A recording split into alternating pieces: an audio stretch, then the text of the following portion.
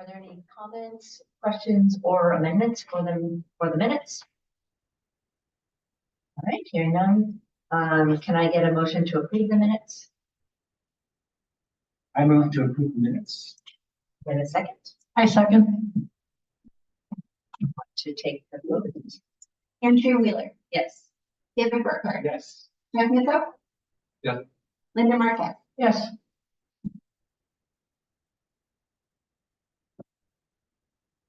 All right. The opening report. Chairperson, I have nothing to report. So we will move to old business. The first item is to appoint members to the Oversight Report Committee. So those new members on the committee, after this meeting, we'll take away any suggestions that we have to feed back to the board about changes they might make in the audit process or in the financial processes. And we draft and prepare a report that is submitted to the board. So we have been doing this for ever. And I have written it for the last couple of years. And I'm going to request to be appointed again because I feel like I'm getting it dialed in. And once it's completely just formatted, it can be really easy to turn over to another person. Yes, there's been a problem in the past, but I think this time. So I would like to nominate myself for that committee. Would anyone else like to be on that committee? I think the committees can't have more than a quorum, right? So it would be one other person. Yeah. So is there anyone else who would like to nominate themselves or nominate someone to be on the committee? Perhaps the new member might like to be on the committee to get an idea of how that works. I kind of see you leaning that way, so I was going to go ahead and throw myself. Any other nomination? Want to take a vote?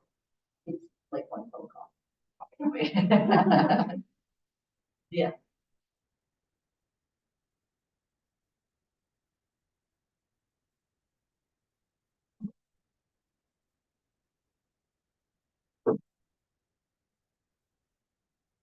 Was there a second?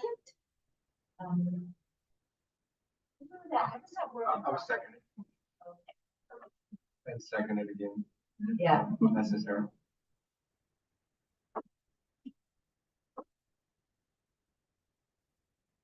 All right, you ready to vote? Yes. Andrea Wheeler, Yes. David Burkhardt, Yes. Jeff Nico. Yep. Linda Marquez. Yes. Oh, shoot. Should I ask for public comment? You can ask right now. Any members of the public like to comment? They're not. Are there any members of the public? Not joining us via Zoom. Okay, so we're moving on to new business, and this is where we're going to review the selected transactions. And so we will bring them up one at a time in numerical order. Is that typically how we've done it?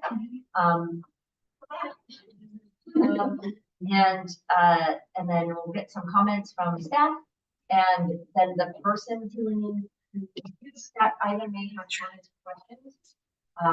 And sometimes the question may be more than just the financial aspects of it, because a lot of the staff members are here on the project, so it's a bit questions as well. And then other members of the committee can ask questions. And what I'll be doing is I'll be taking notes on anything that I think we may want to raise as like a recommendation in our report. So I think I recognize that chicken scratch. I think that's fine.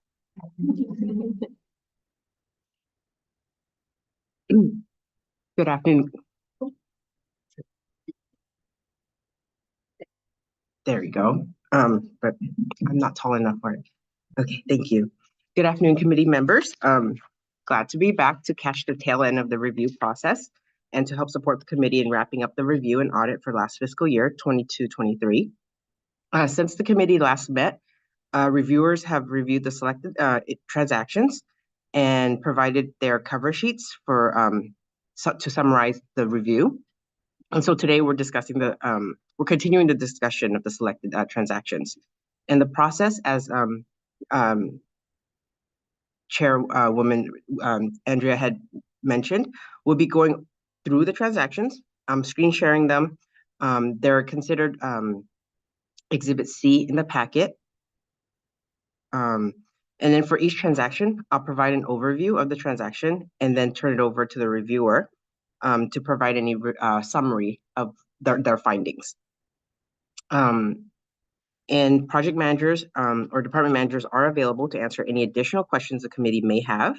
And so as to clarify the expenditure and how it supports the project if necessary.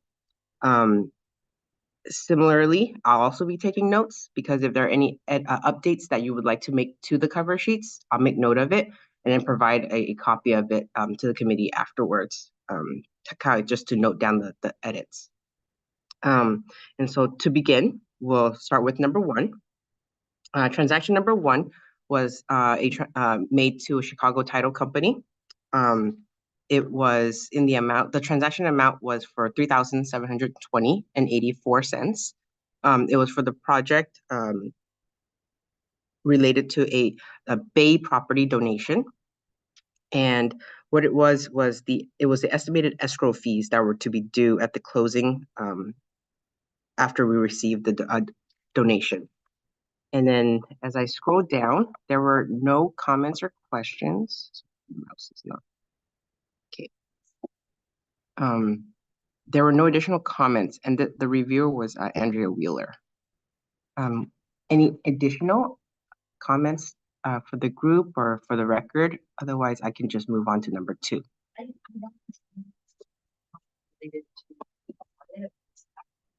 Was wondering if it would be possible to just get a quick update on the status of that property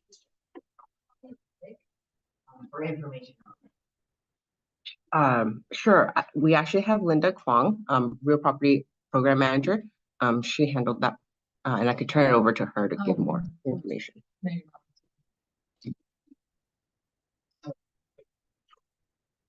The property was donated to us in late 2022 as a generous donation from the Bay family.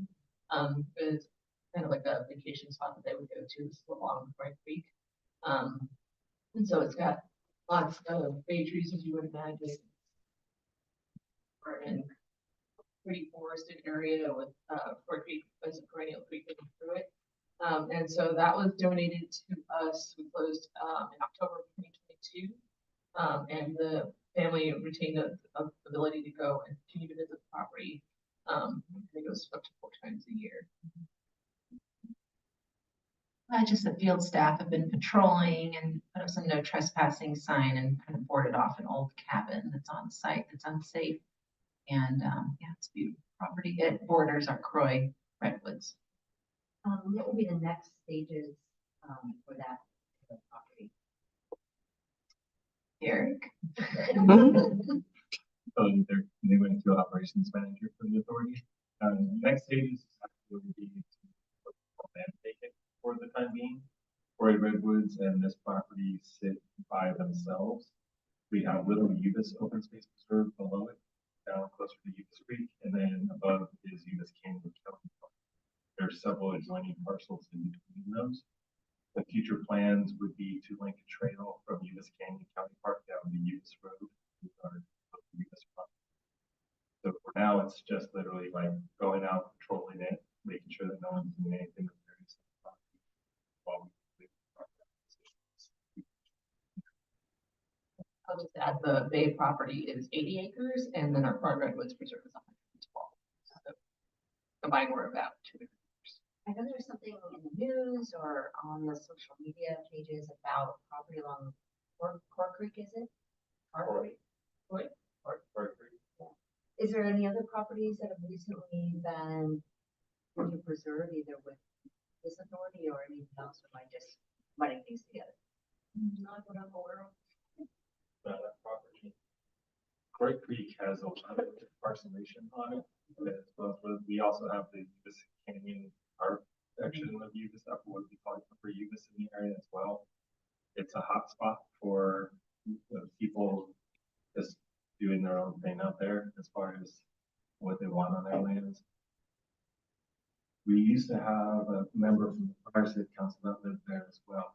And so there's always properties being sold and bought in the area. And the Croy fire was in 2017. We had another fire in 2014. So it's, the areas around there have been burned quite often. And only usually after those, there's some that come available for sale as well. But nothing lately. Thank you. Any other questions for you? Thank you. Go on to the next. Thank you. So this is sample transaction number 2. This one was to our legal counsel, Whitworth Parkin. The amount, the total invoice wasn't $2,590.15. That was the amount of the sum of all the charges related to. And one thing to note, the selected transaction, it was related to the Tilton Ranch acquisition. So just wanted to jot down that note because transaction 2, it was written down as project 337. But in the table, it was actually referred to 203. I think it jumped the line. So for the record, for the committee, just to ensure that I'll be crossing it out, making that little comment, and then to correct it, and then resubmitting the cover sheet for your final report. Yeah, I didn't really have any problem with it. It was stated that you were the sum of all transactions. Mhm. Yep. Invoice. Yeah. So I just looked quickly. Like noticed a day. So sorry for the script. That was the only thing I did. So if you want to make those corrections. Sure, no problem. Just in general, that's nothing to do with this transition, but I am interested what's going on with Tilton Ranch. What status lately came down there? Because I know there was plans to join it up with Coyote Valley. Yeah, so the Tilton Ranch is adjacent to the Coyote Valley Open Space Preserve. It's currently owned by the Habitat Agency, and we are working to enroll the property into the Habitat Conservation Plan, which involves negotiating a conservation easement.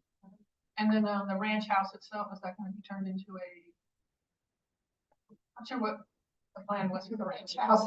We're kind of developing that plan and evaluating, potential uses. But for now, we've kind of continued status quo there, where we leased it to a grazer, and he also grows hay on some of the fields surrounding. And then in the coming years, we'll be evaluating it to see kind of what the potential options are for the house and the surrounding buildings. If you have anything to add to that, and that one we do own in fee title. Okay.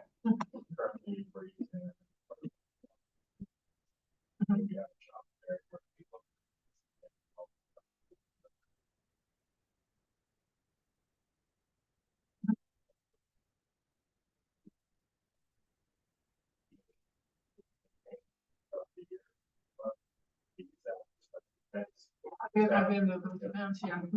So that's Meg's job over there to maintain it.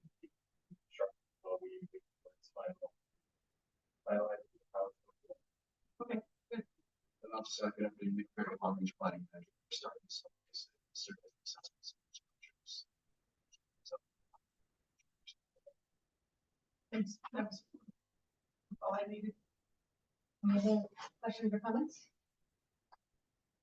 We'll move to number 3. Or if I could just kind of back up a little bit, just for process, because I know the project manager's got interesting information and my accounting information is not that interesting, but I figured I'd do some housekeeping. But it should, in the future, the committee select any legal services related transactions to sample. Just to kind of give you a course, we very often retain legal services for like a number of projects. And what we do is we get the invoice on a monthly basis, and accounting staff would then allocate the charges to the respective projects based on the descriptions that legal counsel provides. And that's why when the committee reviewed the transaction, you saw a lot of redacted items, but then what happened was the sum of anything related to Tilton added up to what you saw in the financial system. So just some background in terms of the accounting process of how that goes. So then now we can move on to number 3. Let's see. So This one here is transaction number 3. That one was to balance hydrology, and then it was for the amount of $1,802.50, and this was toward a well drilling oversight. And what this was a progress billing for engineering services for a well at a property located at Laguna Avenue. And then when I kind of scrolled down, I believe there were no additional comments. Everything seems to be in order in terms of that the expenditure was conforming to the measure, the expenditure plan matches, everything looked well. So, but this one was reviewed by Jeff. I wonder, do you have any additional comments or any questions for me or the project manager?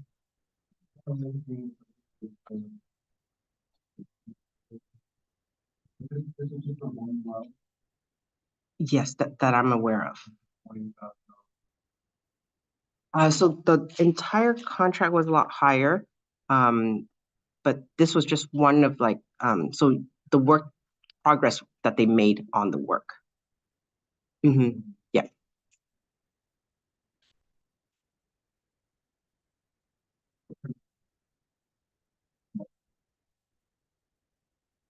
Yeah, so that one was for drilling a new well at the Laguna property where the pumpkin patch is.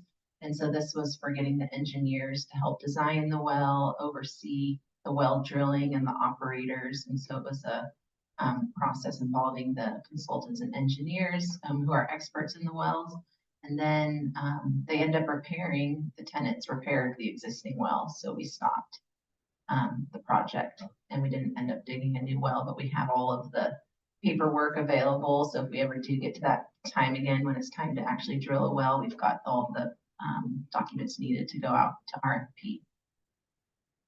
And this was an RFP for the proposals there, or request for proposals RFP to select the hydrologist that would meet our criteria. So the price range was what we felt comfortable with paying based upon the local amount of people that were available. And then consistent with the plan, there's a lot of competition for this type of services. So there's not that many well drillers and engineers that can do this. So we're really limited on what we have. But these guys can have one of the lower prices, and we felt comfortable with them. We've used them before. Oversight was a little confusing to me. It didn't really include engineering, design. Oversight, I just thought somebody was monitoring. Yeah, no, I mean, that's part of their job, and this part was for that. I mean, so what we do, because we're not experts in the field, we'll end up hiring teams that will be the experts and then answer the questions of the general contractor comes out to eventually drill the well. That way, when they ask us about, what PSI do you need these walls to be at, it's like, we're not just like, yes, but 300 PSI. They can specifically say why that you need it to be at such a PSI.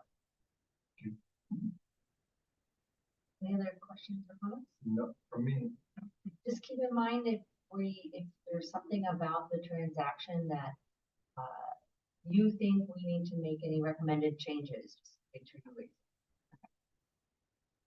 Transaction number 4. Yes. So transaction number 4 was to SWCA Environmental. The invoice was for $48,860.80. This one was toward the Coyote Valley Conservation Area Master Planning Project.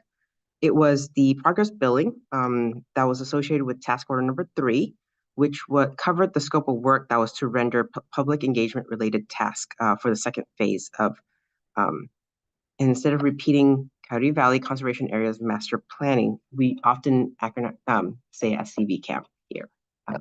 So that was, for the next transaction, I will also be saying it that way. And I think there was one, oh, no, there was, yeah, again, I think the review was Linda. There was that comment for number, I think it's related to number 10. Yeah. So again, the purchase order amount that was approved was for the total of the task order, which covered the entire scope. But then this specific invoice was only for how much progress they've made. They only billed for that amount. So it was part of or towards drawn down from the purchase order. Yep. Yep. For task orders, yes, that is our process. The only question I had in these ones, I checked other transactions over 1,000. Not about a loss, what to do with this one at the top. You said it's in category. I see. Okay. I wasn't sure which one because it kind of covered a lot. This one specifically was selected from the group that was the land improvements category. Okay, so that should be changed to land. Yeah. That's what I'm feeling. Okay.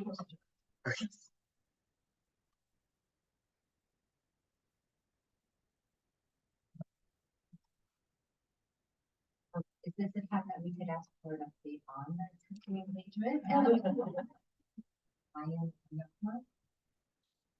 Or this is my only aqua, but. Oh. This is. Okay, you got it, I'm right. happy to provide an update. Yeah. Yeah, so, we are just finishing phase 2 of CD camp, which was this work through. So the community engagement related to that, we did a series of mini workshops hosted with community-based organizations, one in language and Vietnamese, one in Spanish, one focused on older adults, one focused on youth to get their thoughts and their experience with nature, their hopes for Petty Valley. Did the community survey last year. We had over 4,000 online responses and a lot of robust feedback about people's thoughts for Coyote Valley. We are planning a whole new series of engagement activities that start this spring and summer. We're kind of shifting right now from focusing on existing conditions and how the site works today and what's happening on the plans today to actually the vision and phase of the project this year. We hope to go out to the public probably August or September, kind of recapping all the work to date, focusing on opportunities and constraints, asking people questions about their vision for plans, and sharing out all the findings that we've put on last year. A lot of technical studies and analysis. Anything jump out at you in these? Anything that was particularly noticeable or surprising that came out of you've seen so far? In terms of engagement or Engagement in the a lot of people aren't aware of Coyote Valley in our engagement to folks in San Jose. But once they found out about our work and we shared a little bit about it, they were really excited. There's a lot of interest in getting out into the land. And so we're actually following up with some of the community organizations we met with during phase 2, offering them guided hikes of my this spring, and going out and showing them see Coyote Valley, right, asking us questions about nature. But yeah, a lot of interest in the project. A lot of people excited about it. See us go restore the land, work as best. Particularly about the Coyote Valley property, that don't send in. The parking lot gets full way too fast.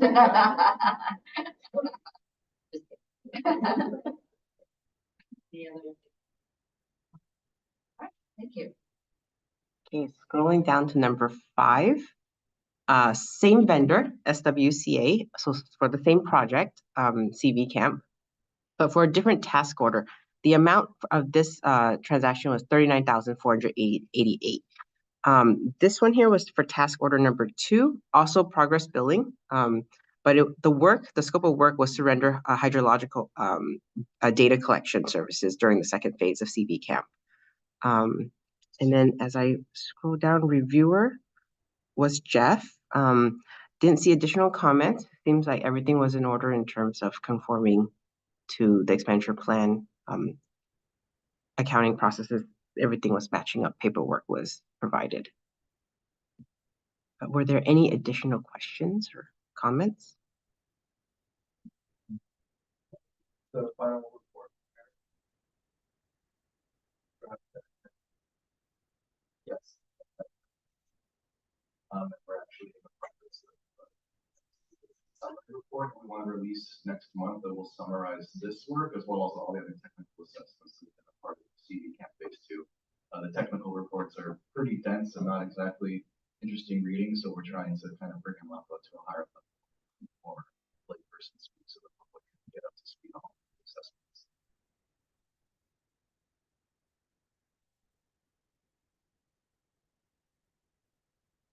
then moving on to transaction number 6. This was a transaction to vendor Xander Design in the amount of $8,225 towards project charged to project 88 for the Sierra Vista Bridge repair. This one here was a transaction for geologist services to provide recommendations to a bridge for bridge repair at Sierra Vista. And then reviewer was also Jeff. Was there any additional comments or questions regarding this invoice or the work? Ask which bridge it was. This is the bridge that's on the Sierra Vista Trail that goes right off the parking lot. You head down Petrol and then take a left on Sierra Vista Oh, on yeah. your way over to Furtado area. It's that bridge. Did it get damaged during the rain? No, this is the long-term damage that's occurring here. We have, it's sitting on 14 by 14 pressure-treated lumber, which is the abutments. Those are rotting out. So we're going to need to raise it up eventually and pour a concrete footing in there and reset the bridge back down onto those. So this is more preventative maintenance. When was that bridge? How old will the bridge be? How old is it? Yeah. How old is the bridge? We put it in 2013. So 11 years. It's a fiberglass bridge. It's just the abutments are. We stayed away from concrete at the time because we wanted to stay out of jurisdiction of the water jurisdiction there for the Clean Water Act. And so we ended up using the pressure treated wood instead. And that ended up not being as long lasting as we wanted to. And now we're back to stage 1, which will be building concrete putting forward. And then do you have to address the? Yes, we will at that time. Is this a learning you'll take away to other properties? We design the bridges a lot differently now. We just go ahead and do most of the permitting up front rather than trying to skirt around it. Yeah. So yeah, we're using concrete almost exclusively now for footings.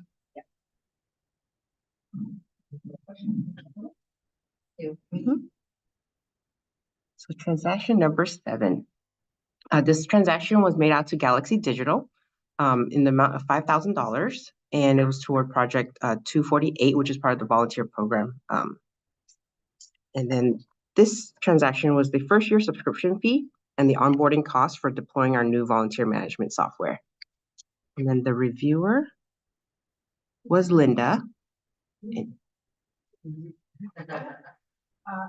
Again, the only question I have, I checked other transactions over 1,000. This one, I believe it would have been part of the open space preserve maintenance and operations. Yeah. Mhm. Yep. Okay.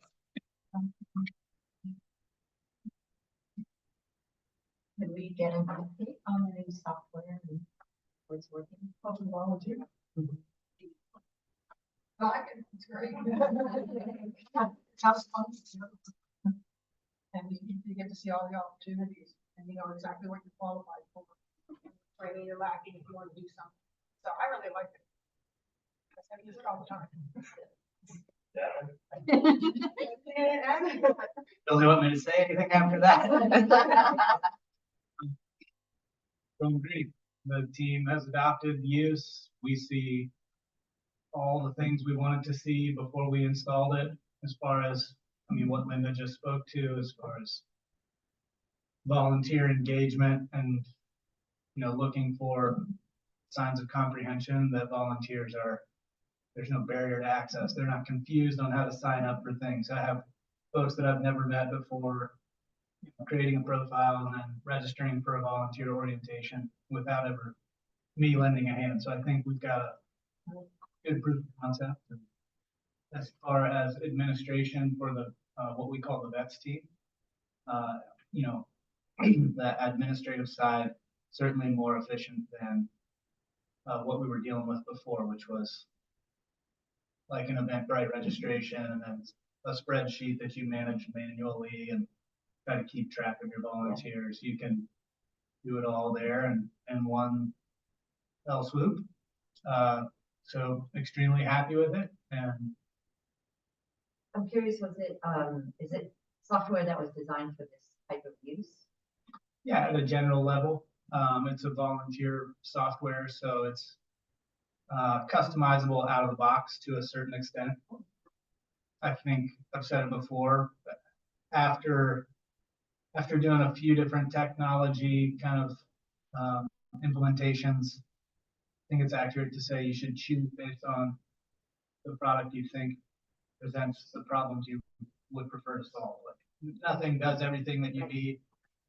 So I'm pretty happy with this product as far as what it's left for us to deal with, which is really mostly just becoming a power user. It's learning how to get from the sandbox to the Tonka truck.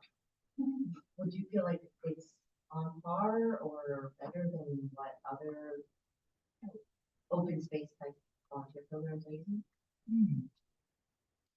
Well, coincidentally, MidPen uses the same software, although they're a very different use case. So I think they have their own, experience and opinion, but I looked at around 6 or 7 different products, and the price ranges were as varied as their application. So I think we've found what is a pretty competitive product. It works for what our staff needs are. It definitely is working for what volunteers need, like core use requirements. And so the gray area really is just like, how can we best learn how to use the tool and migrate the things that we want for volunteers into that ecosystem. Yeah, Jeff. Is it something that's licensed to you with an annual fee or? Yeah. So this transaction that we're looking at. Sorry. $5,000. $4,000 is the subscription fee. It was a one-time $1,000 fee for the kind of deployment fee to help set up, as Gavin was talking about. They configured a little bit of it came out of the box, but we did some custom reports that I recall, and did some custom fields that they created, some tags, or he might have the proper words for it. That we paid a little extra to have them do some volunteer imports in mass. So I think we might have spent another couple hundred or less than 500 on that, but that was to import roughly 600 volunteer contact records from the old database. So 4,000, $5,000 total this first year, 4,000 for the next 2 years after. We did sign a 3-year contract that allowed us to lock in the pricing that we see there. Prayerfully, when it's time to renew, we'll want to stay with the product and we'll not incur the nominal bump. But if so, I would say at this point it's been worth it. If somebody came to me, I'd probably tell them to check this product out. Sounds like a good deal, actually, for something a year. Pretty good. Definitely happy with the price point. Yeah, it was easy. Make it up. It was very easy. Yeah, I love hearing that. Yeah, I mean, it wasn't a big learning curve at all. I dealt with software before words. Everything's computer screen. This one was just. That's great. Any other questions or comments? I'll make your acquaintance. I know you a sweeper, Dave. Cheers. Okay, moving on to transaction number 8. This one was also to Xander Design Architects in the amount of $3,170 toward Project 88, which was the Sierra Vista Open Space Reserve maintenance and operations related costs. But the description of the transaction that's missing was related to the bridge as well. And then there was a question, and that one I can help clarify.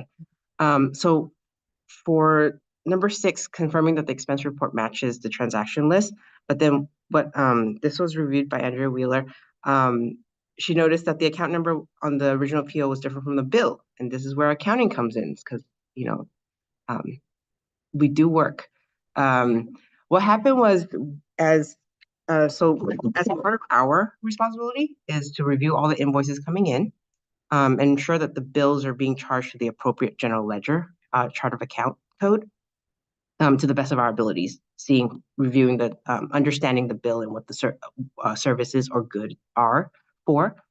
In this case, accounting staff best determined that the work that geological services rendered was more aligned to being charged to public access facilities maintenance, which was what Derek was alluding to, where it was for the bridge. It was just a repair on an existing bridge, and not supposed to be charged to the design services of a new bridge.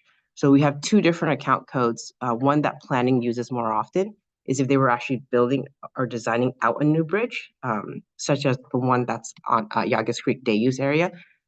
The architects or the engineers that would be using, we would charge it to that account code. This one here was more for public access facilities, repair, maintenance, and repair work. So we accounting staff reclassed basically. The PO was submitted by staff under that account. We corrected it by the time it hit the bill so that it would correctly apply to our books in the right account. That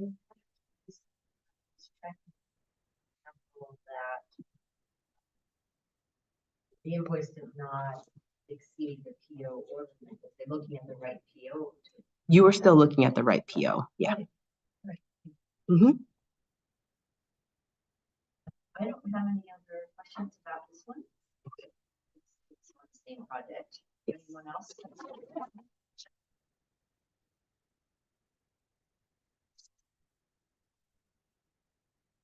Moving on to transaction number 9. And this was a transaction under the other transactions over 1,000 category. This was a disbursement for a urban grant program grant, number 52, to Bay Area older adults. And then I think there was a question, but reviewer was Andrea. Yes. So what happened was, I had updated it in the binder in terms of the narrative, but Megan Drager, her updated title during this review fiscal year was Grants Program Manager, but our form, I did not update the cover sheet. It still says Grant Administrator. So I'm thinking that might have been where the confusion stemmed from, whether the grant administrator was still Megan Drager, if I'm understanding the question correctly. Okay. Yeah. So yes, during the course of the fiscal year, all urban grant program disbursements were still being approved by Megan Drager as grants program manager. So as for next fiscal year, I will be updating the cover sheet to be, I'll correct it. So that way the committee can cross-reference easier.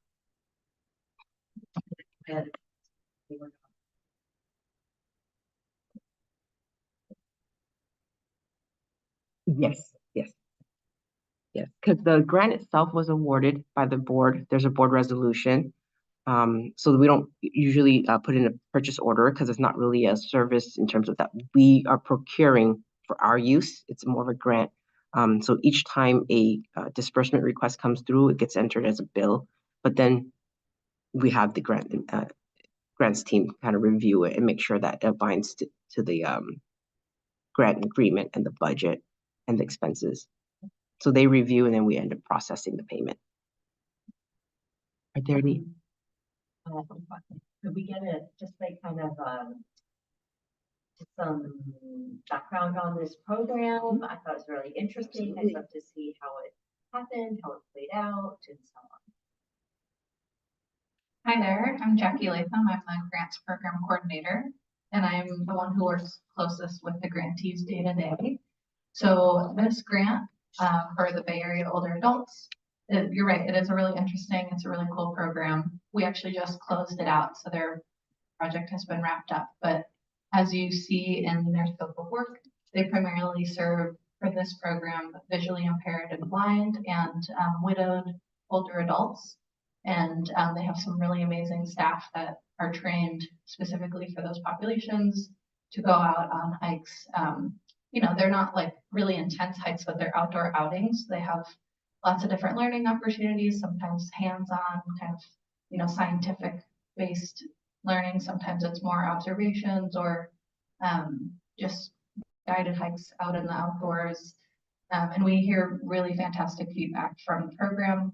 And also their website is great. They have thousands of photos of people out in nature and giving really great testimonials. So they've been a grantee of ours a few times, and so we're pretty well familiar with their program and their staff, and they do really unique work. So this was not like a specific program, this was like funding ongoing programs that they do. So this one was, the project is specifically for the visually impaired population. It's called the Trailblazers program. They do a range of programs. They mostly serve that population. Some are another demographic within the older adults. But yeah, this program, the Trailblazers program, kind of encompasses a lot of who the area older adult serves. But specifically in our jurisdiction and in some of our preserves and some of our partners' preserves in our area. I guess I'm curious, is it a program that they'll be able to continue to do even though the grant? Great question. I know that they have other funding sources outside of the Open Space Authority, as many grantees of ours do. That is always a good question of, how do they continue to serve their, their participants outside of our grant? They're definitely continuing to serve people. I'm never sure exactly what that looks like, if their numbers go down or if they're able to, in this case, a lot of their funding goes to the transportation for the program. So they're usually looking for sources for transportation after this grant ends. I know that they're still active out there today and their grant has ended. I have one comment completely unrelated to this, but it raised this thought in my head and then hearing about the outreach that's been happening. I know a lot of people who are older who are really either interested in getting into hiking, getting in the outdoors, or they used to be more active and able to truly hike. And they are always asking me about where can they go and do a walk. So I always point them to like basically the accessible trails, even if they're still able to walk. Those are the kind of trails they're interested in. And I find it's very hard to find resources to point them to, like, because part of it is there's so many different open space and organizations. And so just as a thing that I would bring up in general, it'd be nice to have a way to start providing some resource to people if they're like, I need wheelchair accessible or limited mobility accessible walks. It'd be really nice to have like a single resource. It'd get out a lot more. I could tell. They're like, I want to go, but I don't know even where to go. So I'm just bringing it up in general. But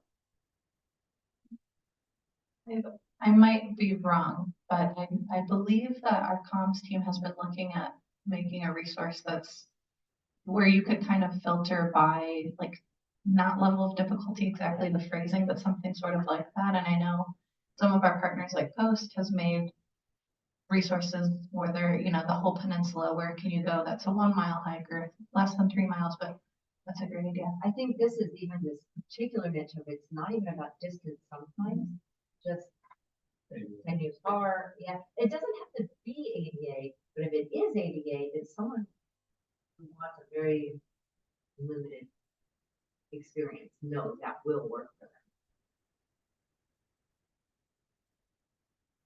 And I'll just add that Bay Area Older Adults is one of the community organizations we work with for the engagement. One of the things we heard is the easier walks to guided. So, things in the group set. Safer. Yes. So we're definitely taking that. You could always have like or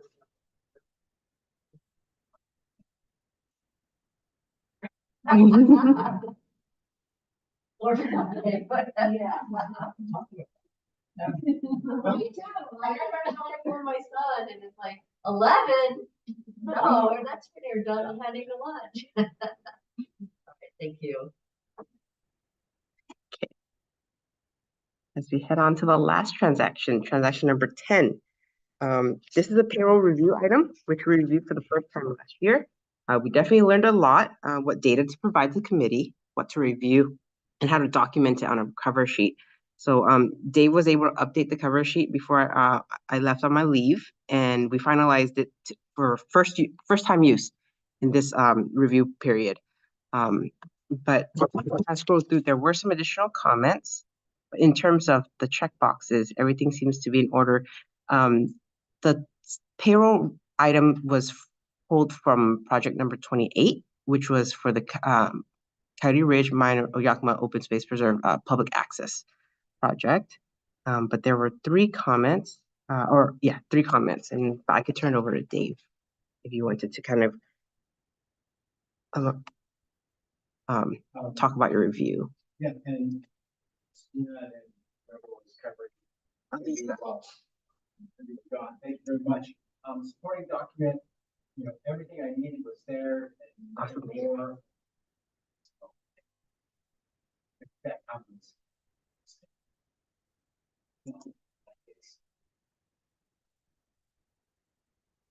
And also,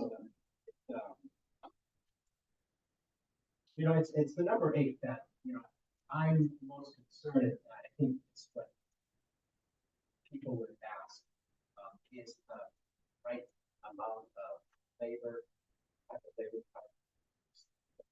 labor categories, all that. Is that appropriate for project and for the staging? At the beginning, you have a different set of folks, planners, designers, and then towards the end, it's made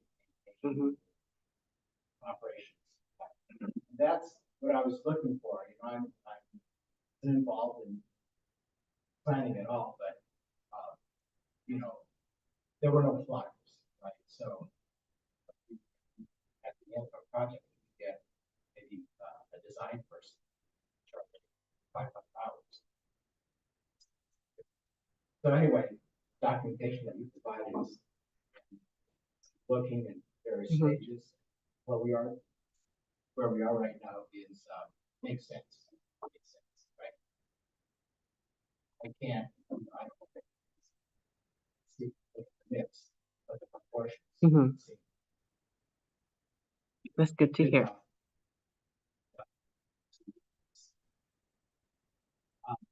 I would like to see something. It wasn't necessary at all, but a labor hour summary by position, tell us the person's name, how many projects won.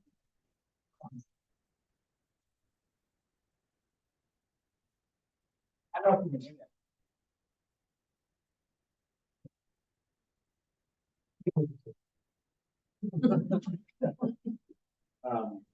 So that could happen, but not necessarily. If it's something that takes.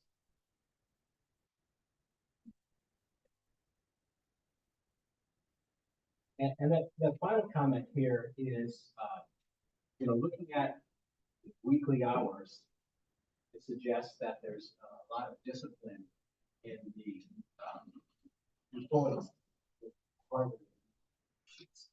And first, I like seeing that. I come from an industry where you mess with that, and your company's functioning smooth and perfect.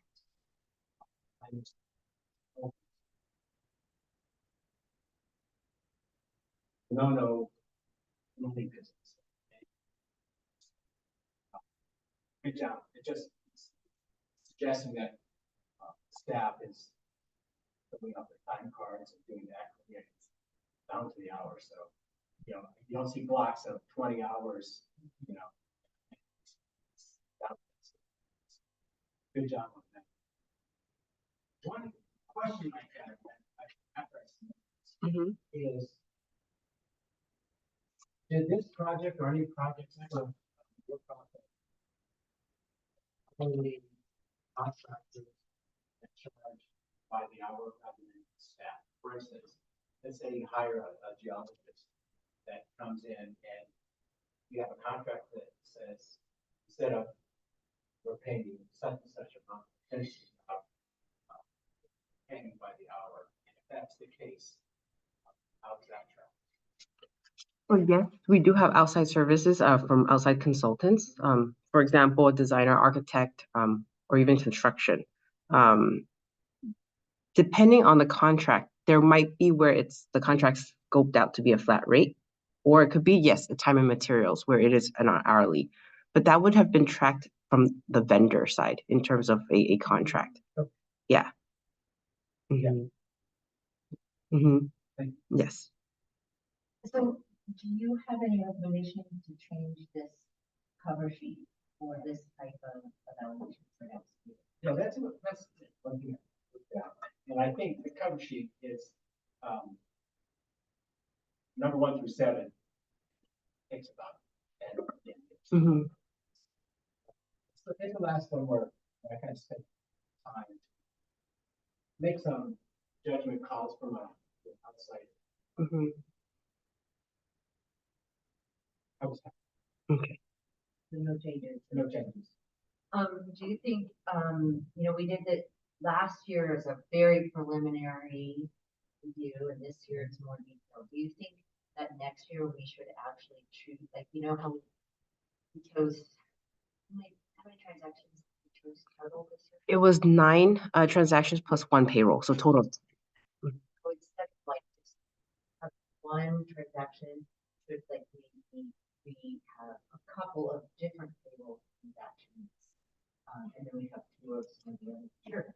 Yeah. Yeah, we just picked, I thought, Project 28 would be this. It was one, yes. So maybe the top 2 or 3. Mhm. It's gonna be good. It's not additional work on your side. I mean, the data's there. Work, it's job security. But we have the data. Staff is tracking it with our time cards. As you can see, though, those are all just exports from the system. I think it'd be good, from like an audit point of view, we'll start seeing more different scenarios, and that will help us understand it better and maybe find any areas. Mhm. Anything else on the transactions that we covered?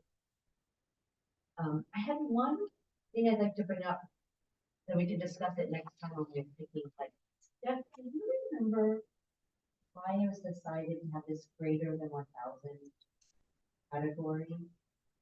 Is there a reason why it's decided to have that as one of the categories? And I'm asking because I wonder if it makes sense now to replace that, like with the labor, the labor-based projects. Like, was there any particular reason why you wanted to look at random transactions under 1,000? I remember talking about it. Like, it's like other, such other. Set of great pressure. Yeah, I wasn't, Well, one thing to clarify is if we remove that category, the grant disbursements would be one type that doesn't fall into the previous 3. Mhm. and we'll just pick, like, everyone might not do one of each of these categories, but we'll have coverage across all of them, because I think it's like the grant one Sure. specifically, rather than like Mhm. an under 1,000, which might be another transaction in one of them. I'm not saying we should decide now, but let's talk about it in January. When we try to pick it. Yeah, I think we're ready to one. Mhm. And so, I'm saying add 2 categories and taking away the random transaction. Yeah, but that's confusing for me. Yeah. Like I said, not a decision now, but let's think about it. I did have a question in regards to the labor hour summary by position name, just so that I understand for future reporting. Let's see. Just making sure.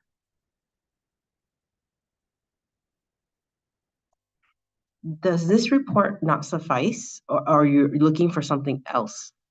Is the committee looking for, so we had the name, but we also had their position, and I apologize for the header, but,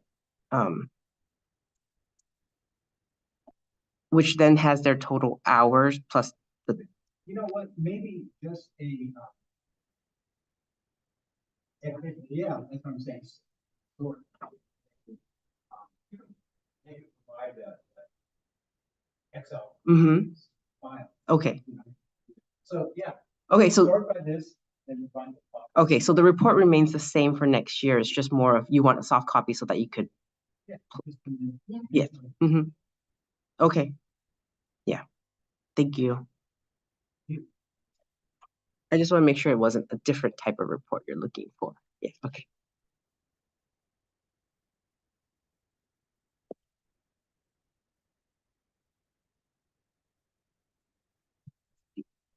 Okay, any other comments, questions from the committee?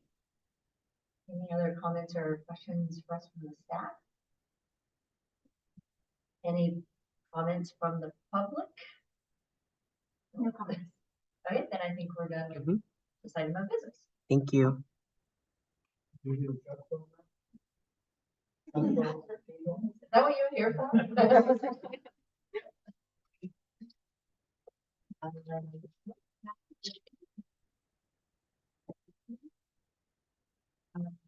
Move on to informational reports.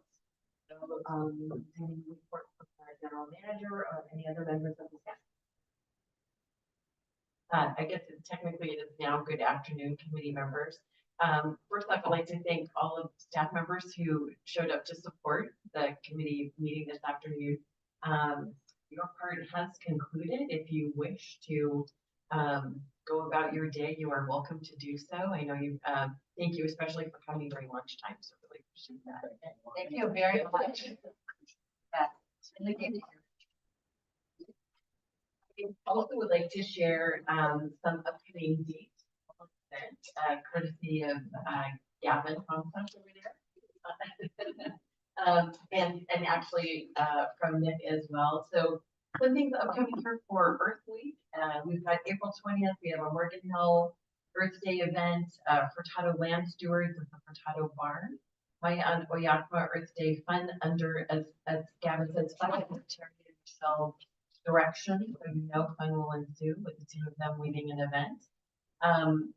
April 22nd, we've got a guided Earth Day hike led by Nick and Kat from our volunteer team at Starkville. Oh, there you go, still 15 spots left, so be sure to sign up. That's a trek up to the top of the hill and then back down. Then we've got an event at Kaiser Earth Day, an event at the Environmental Literacy Summit for the Santa Clara County Office of Education, giving you a sense of some of the wide range of things going on for Earth Day. And then, of course, we do have guided hikes for the spring in Mayan, Oyakma, and you can sign up for those through our website. So for the docent-led tours, we had an awful lot of rain, which has been a great thing and a not so great thing for folks wanting to go see the wildflowers at Mayan, Oyakma. But hopefully we have crossed the threshold now and getting those virtually made flowers after all of the rain. So hope you will take a look into those events and come out and enjoy. Gavin, I need to pick up for Earth Day next, I also have to pick up, I'm doing April 23rd. Got it, the kid is out here, when you're done, I'll be happy to help you out. Okay, great. And just one other event, June the 8th, we will be doing a ribbon cutting out at the Rancho Cañada del Oro, the Yagas Creek Bridge and the Hidden Meadow Trail. I have that trail name right. Our brand new trail, brand new bridge. Hope you'll come out, if not on that day, shortly thereafter to enjoy the new accessibles. Have the May 4th photo tour. I don't have that. Very. Oh. Good to May know. 4th photo tour, you said? Right, yeah, Yeah. I mean, I'm in some preliminary talk there. See what I can find out. Yeah. Yeah, she said she might be here second. I'll be back in touch with you then. That's okay with you then. Oh, great. All right. Thank you. You're welcome.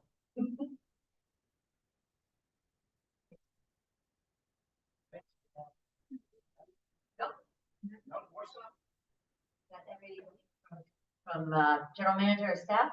Do we have any committee reports? I can report that I went to Coyote Valley last week. On like that super rainy day, I got there just as the rain started. I had it all to myself. Beautiful. Fun part.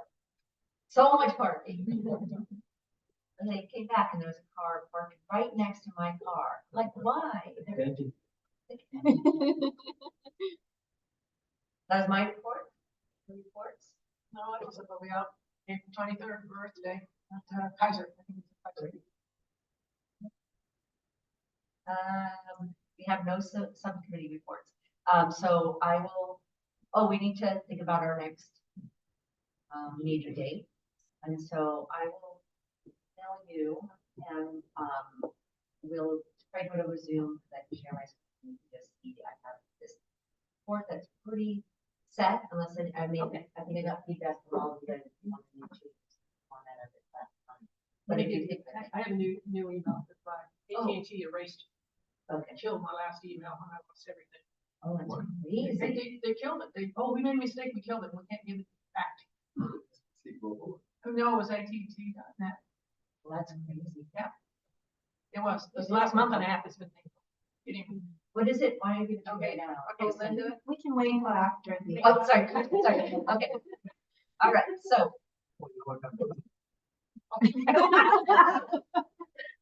Then we can adjourn. Now we can do it. Okay, so Linda. Scott Marquez, Uh-huh. Lucy,